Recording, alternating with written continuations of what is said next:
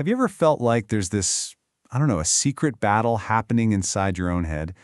Well, it turns out you're not wrong. Today, we're going to crack open our own minds and take a look inside, all thanks to the incredible work of Nobel Prize winner Daniel Kahneman.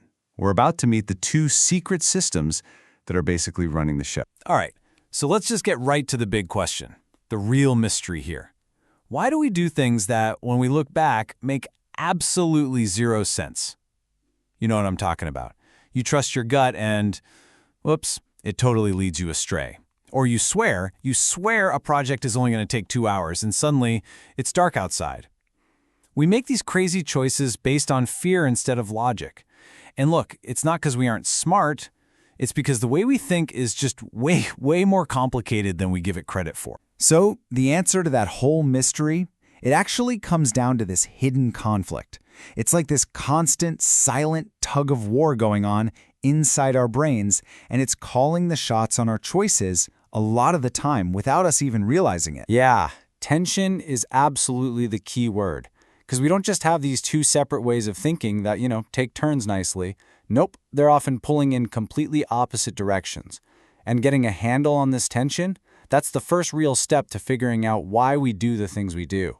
Luckily for us, Kahneman basically drew us the map. Okay, so it's time for the big reveal.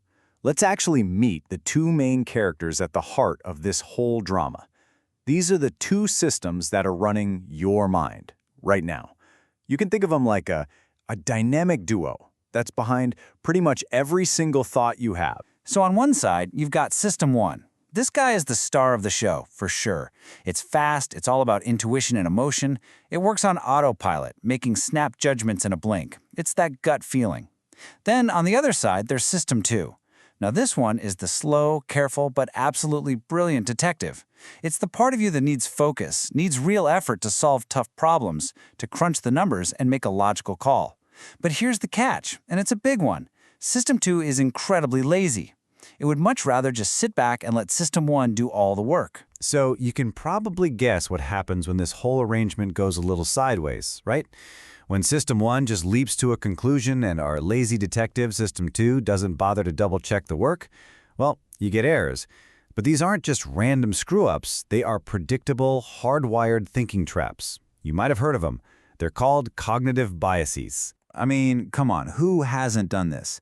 You think to yourself, oh, I'll just clear out my inbox. Should take, 15 minutes? And then an hour later, you're still staring at the screen. Or maybe you plan a weekend project. You're so sure it'll be done by Saturday afternoon, and there you are, still painting Sunday night.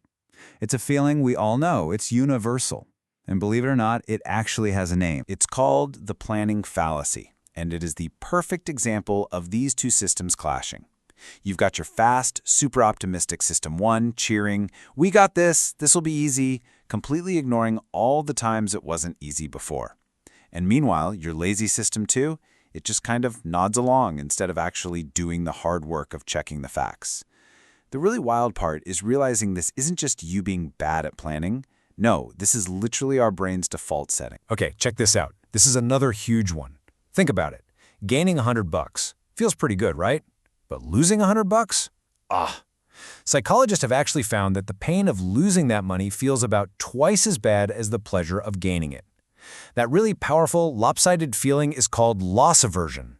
It's a key part of Kahneman's big idea prospect theory, and it's basically our System 1 screaming at the top of its lungs to avoid a loss at all costs, even if it means we miss out on a perfectly logical gain. And this quote just nails it, doesn't it? It perfectly sums up the big paradox of our own minds. We love to tell ourselves we're these super logical beings, but the truth is, we spend most of our lives on autopilot.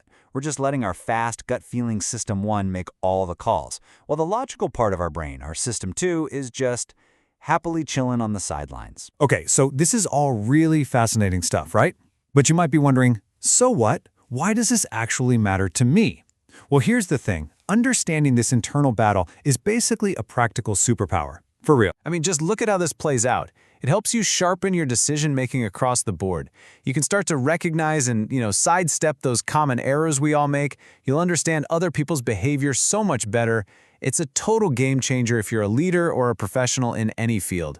Ultimately, it helps you make more mindful choices. See, this isn't just about avoiding mistakes, it's about a fundamental upgrade to your entire mental toolkit.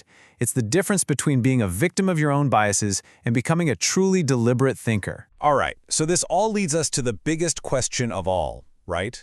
What now? What do we actually do with all this information?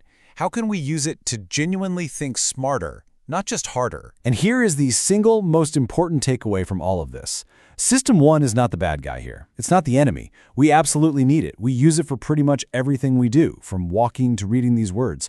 So the goal isn't to get rid of it. The real goal is to get better at recognizing when it's time to hit the brakes, to slow down, and to call in the big guns, to consciously engage the deliberate power of System 2.